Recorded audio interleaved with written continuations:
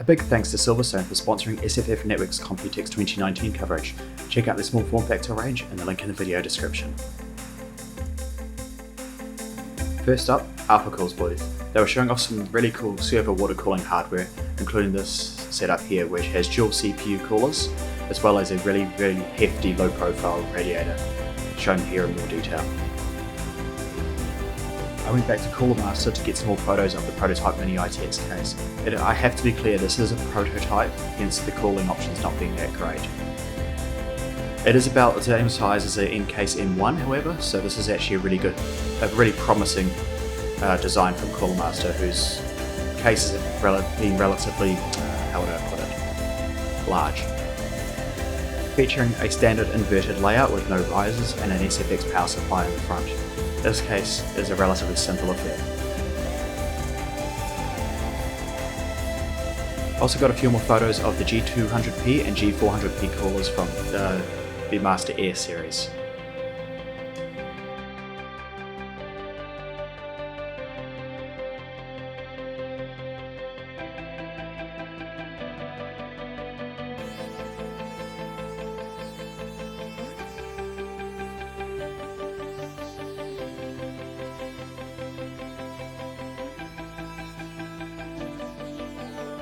This heat chamber design is really cool and I'm looking forward to seeing more of these.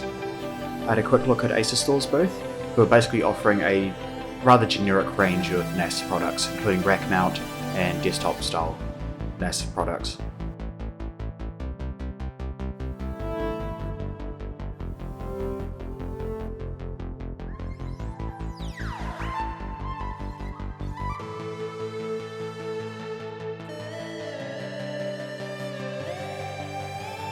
It's interesting that some of these brands are coming out with more NAS products, including Acer Store, which is another brand I found on the floor.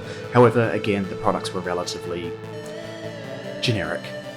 Also on show, all the Asus mini PCs here. Tiny little systems using embedded processors.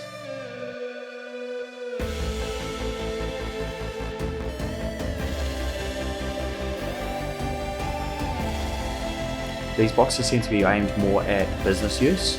However, I'm sure our community can find some really cool ways to use these.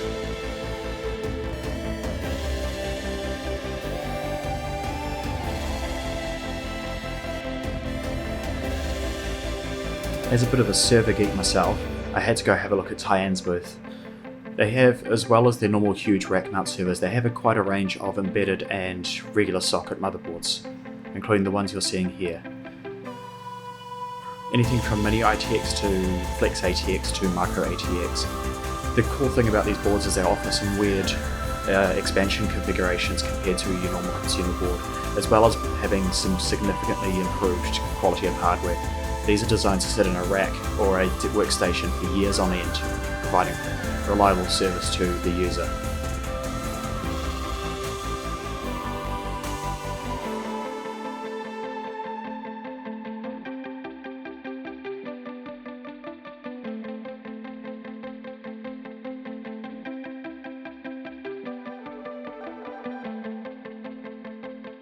Over to AFOX, who had a generic AM4 Micro ATX board on display, pretty mediocre.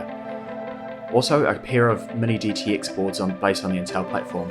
However, much like the Asus board, the mini DTX form factor is wasted on these. These cool little ultra small form factor desktops are from a French brand known as Blue Jour. I'm sure I'm butchering that pronunciation. Using embedded hardware and some really cool aesthetically pleasing design. Being such a compact design, you can already tell some sacrifices had to be made in customization and build ability. With a stack of PCBs inside to house all the components, as well as a custom cooling solution. However, the density of this unit is very impressive.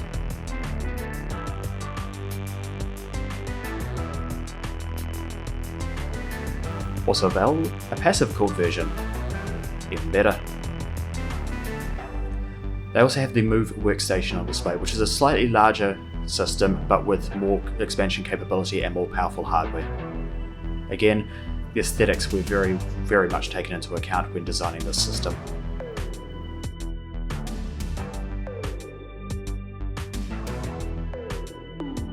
I've mentioned it a couple times, but aesthetics is a very high priority for this particular company, with so many different options available, including wood, 3D printed, carved, custom painted, screen printed. Some of these designs are really, really cool. Over to Super Mikro, they have a compact mini ITX workstation. It's a relatively generic box, probably using this board.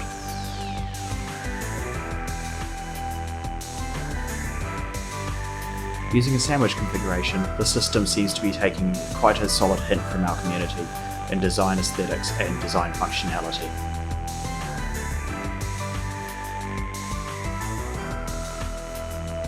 Some other smallish boards from Super Mikro are also on display, however these are pretty generic, as Super Mikro tends to focus really heavily on server stuff and a lot less on their workstation side. Also at Super Mikro, lots of really cool little embedded boards. The spec sheets speak for themselves.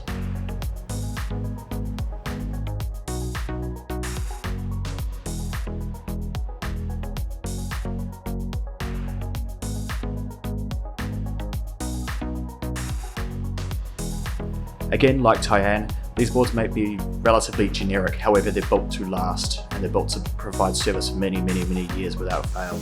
Therefore, the price is generally higher than your normal consumer motherboard.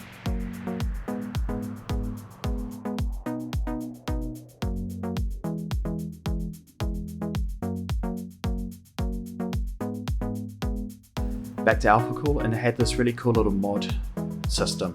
I believe it's a mini STX board inside something only slightly larger than the Ryzen Threadripper retail box. ECS had their Lever mini PCs on display. Not much new here. Next up, the Orico booth. I went here to pick up a couple of review samples that had been offered to me. Orico does a range of peripherals including M.2 enclosures, 2.5 and 3.5 inch drive enclosures. I've had a few of their products in the past and they've been quite reliable and quite good value for money, so it'll be good to see if their new products actually hold up to that same value.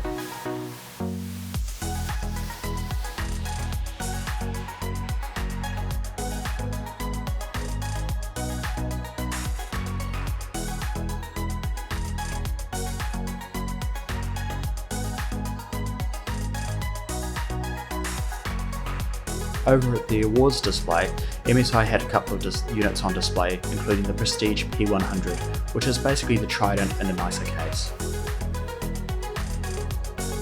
Yeah, we don't need this. I found some passive rack mount cases, which are really cool. And I visited the iStar USA booth, and iStar USA tends to do wood front paneling, including these hotspot bays. Here's another look at that passively cooled rack mount case. This is an AV geek's dream.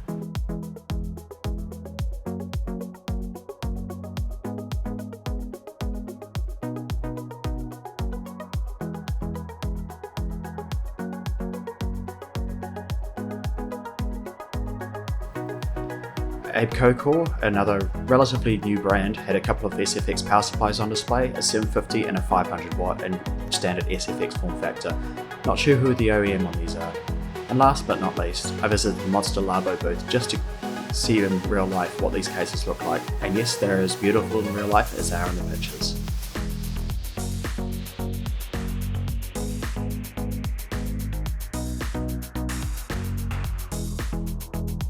Again, a big thanks to Silverstone for sponsoring our SFF Network Computex 2019 coverage. I'll see you in the next video.